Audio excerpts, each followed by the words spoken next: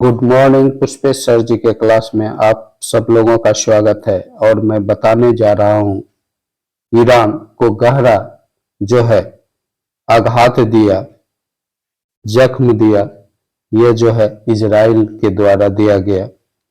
और इसी पर बताने जा रहा हूं इजराइल का हमला ईरान के लिए काफी घातक रहा और उसके परमाणु प्रतिष्ठान जो है तहस नहस हो गए। उसी पर मैं बात करने जा रहा हूं। इजराइल ने तोड़ दिया ईरान का सपना, यूं ही नहीं बदले की आग में जल रहे हैं खामेनेई।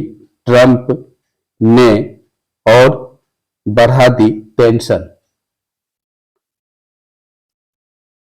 ईरान के न्यूक्लियर रिसर्च सेंटर पर हुए हमले की खबर जंगल की आग की तरह फैल रही है। यह न्यूक्लियर विकास कार्यक्रम ही है जिसे लेकर ईरान प्रतिबंधों की मार झेल रहा है।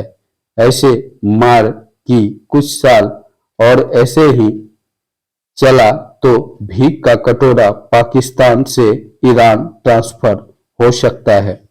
ये न्यूक्लियर पावर बनाने की ही जो जिद है, जिसने चौधरी अमेरिका को ईरान के खिलाफ खड़ा कर दिया, यह न्यूक्लियर पावर वाली सनक ही है जिसकी वजह से इजराइल ईरान के बीच खुली जंग भड़की तो परमाणु युद्ध में तब्दील होने की आशंका जाहिर की जाती है।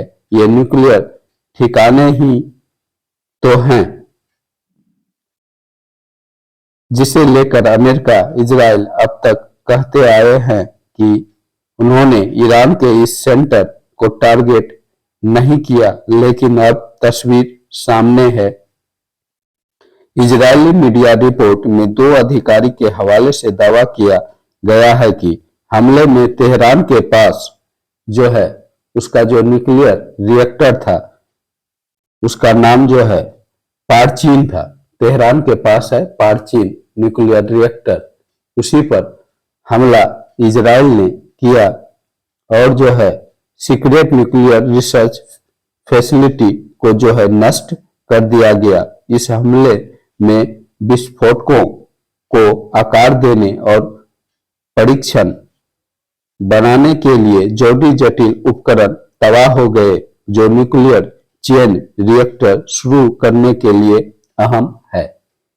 कहने का मतलब एक तरह से न्यूक्लियर रिएक्टर उसका जो है बर्बाद हो गया। और जो है अमेरिका और इजरायली अधिकारियों के दावे के मुताबिक पिछले एक साल में ईरान ने परमाणु हथियारों से जुड़ा रिसर्च फिर से शुरू किया है। इजरायली अधिकारियों का दावा है कि अगर ईरान परमाणु हथियार विकसित करने का फैसला करता है तो उसे नष्ट किए गए उपकरणों को बदलने की जरूरत पड़ेगी। मतलब इजराइल ने ईरान के न्यूक्लियर फैसिलिटी पर हमला कर उसे परमाणु रूप से पंगु बना दिया है। नष्ट हुए उपकरणों के बिना ईरान अब फंस गया। इजराइल हमले से ईरान को क्या क्या नुकसान है? इजराइल ने ईरान के जिस पारचीन सैनिक परिसर को निशाना बनाया, उसके अंदर ही काले धन दो न्यूक्लियर फैसिलिटी है जिसका उपयोग 2003 के पहले परमाणु उपकरण के लिए विस्फोटकों के परीक्षण के लिए किया जाता था। ईरान ने जो है किया जाता था और जो है ईरान ने वर्ष 2003 में सैन्य परमाणु कार्यक्रम को रोक दिया था। उसके बाद से ही उपकरण साइट पर रखे थे। 1 अक्टूबर के ईरान के हमले के जवाब में इजराइल की सेना ने 26 अक्टूबर को ईरान पर हवाई हमला किया। इस हमले में ईरान को भारी नुकसान हुआ, जिसमें उसका अंतरिक्ष केंद्र भी तबाह हो गया। यानी कि ईरान का परमाणु कार्यक्रम का केंद्र यानी उसका सेंटर तबाह तो हुआ ही, इसके अलावा उसका जो है अंतरिक्ष कार्यक्रम का जो केंद्र था वह भी तबाह हो गया। इजरायली हवाई हमले में 4 ईरानी सैनिकों की मौत होने का दावा किया गया। हमले में ईरान की मिसाइल निर्माण इकाई को भी नुकसान हुआ और मिसाइल निर्माण इकाई को भी नुकसान हुआ। हालांकि ईरान ने हमले से होने वाले नुकसान को मामूली बताया। अमेरिका ने इजराइल के हवाई हमले को आत्मरक्षा करार दिया। जवाबी कार्रवाई पर ईरान को धमकी दी। अमेरिका ने ईरान को साफ जताया है कि अब इजराइल के खिलाफ अगर पलटवार किया तो गंभीर अंजाम भुगतने होंगे। सुप्रीम लीडर अली खोमेनेई तब से लेकर अब तक खून का घूंट पीकर खामोशी अख्तियार किए हुए हैं, लेकिन क्या ईरान हमेशा के लिए खामोश हो जाता है? इस सवाल का जवाब जानना बहुत जरूरी है। तो ट्रंप के आते ही बदल गया ईरान का रुख। अंतर्राष्ट्रीय परमाणु ऊर्जा एजेंसी यानी IAEA के प्रमुख राफेल ग्रोसी ने ईरान के 2 बड़े परमाणु केंद्रों का दौरा किया। ये इसलिए कि ईरान ने ट्रंप की जीत के बाद अपने ऊपर लगे प्रतिबंध में ढील के लिए न्यूक्लियर प्रोग्राम पर समझौता करने की मंशा जताई। IAEA दुनिया भर के परमाणु प्रोग्रामों पर नजर रखती है।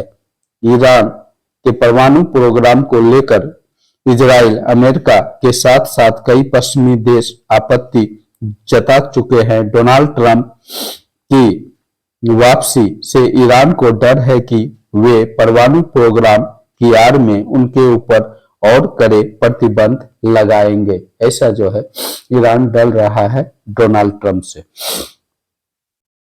ट्रंप ने अपने खिलाफ कार्यक्रम के दौरान ईरान की इसी न्यूक्लियर प्रोग्राम डील से जो है अमेरिका को अलग कर लिया था और अब ईरान का रुख बदलता दिख रहा है। कारण है स्पष्ट, ट्रंप सत्ता में आने वाले हैं। वे यही ईरान है जिसे सिर्फ 1 वर्ष पहले IAEA की निगरानी टीम के लगभग 1/3 सदस्यों पर प्रतिबंध लगा दिया था। तेहरान के जांचकर्ता को चरमपंथी करार दिया था, जिससे ईरान और अंतर्राष्ट्रीय समुदाय के बीच उनकी परमाणु गतिविधियों को लेकर तनाव और बढ़ गया था। अब वही ईरान ट्रंप की वापसी के पहले सहयोग की इच्छा जता रहा है। हालांकि ईरान वर्षों से मेहनत कर परमाणु बम बनाने के जुटाए संसाधन से किनारा कर लेगा, ये इतना आसान नहीं है, क्योंकि वे परमाणु शक्ति वाला ईरानी रौब है जो उनकी पश्चिम एशिया में बादशाहत की चाहत के रास्ते में टर्निंग पॉइंट है।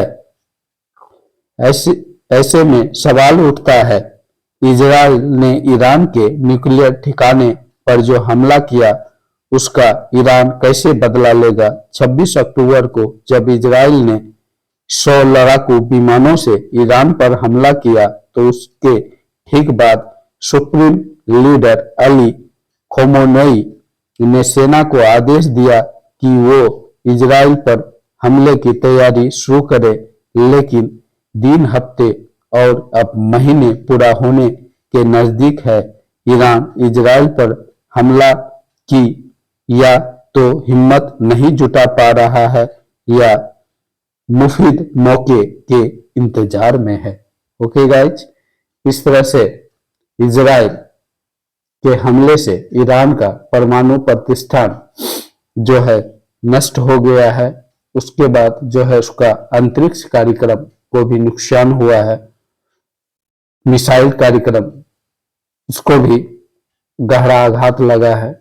इस तरह से देखा जाए कि ईरान जो है वो पंगु बनते जा रहा है और जो है इसी परमाणु कार्यक्रम के चलते उसको जो है अमेरिकी प्रतिबंध झेलना पड़ रहा है और वैसे में परमाणु प्रतिष्ठान का नष्ट हो जाना और भी उसको संकट में डाल सकता है और जो है वो गरीबी की ओर जा सकता है और जो है कर्ज मांगने के बाद भी उसको अमेरिका कर्ज देने वाला नहीं है। ऐसे में उसके लिए जो है बहुत संकट है। उसकी जो इच्छा है बादशाहत बनने की ईरान की, उस पर जो है गहरा आघात लगा है। ओके गाइस, वीडियो कैसा लगा जरूर बताइएगा। वीडियो अच्छा लगा वीडियो को लाइक करें, चैनल को सब्सक्राइब करें। पुष्पेश सर के साथ बने रहने के लिए पुष्पेश सर जी के क्लास को सब्सक्राइब अवश्य करें। Okay bye.